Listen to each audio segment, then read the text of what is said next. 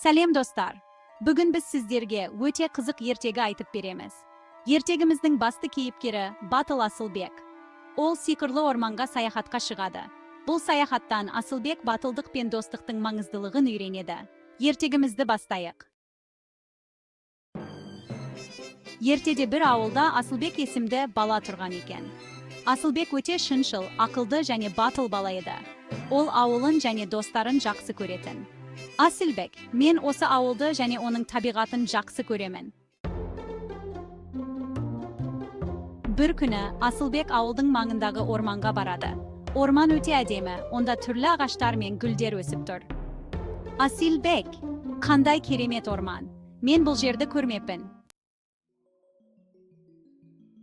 Кенет, Асылбек орманның ішінде жарқыраған бір гүлді көреді. Асылбек, бұл гүл неге жарқырап тұр? Бұл сиқырлы гүл болуы мүмкін бе? Асылбек гүлге жақындайды. Сол кезде гүлдің ішінен кішкентай сиқырлы жәндік шығады.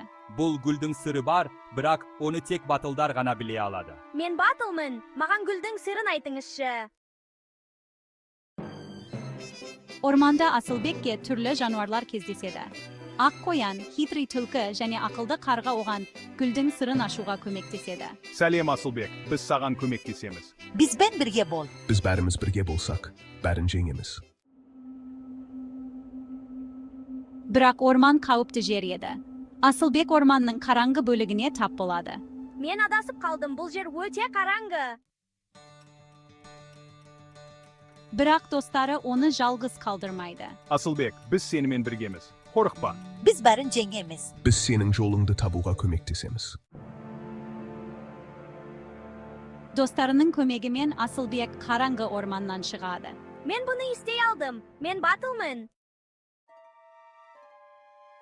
Ақырында Асылбек гүлдің сырын ашады. Гүлдің ішінде сиқырлы қазына жасырылған екен. Мен гүлдің сырын аштым.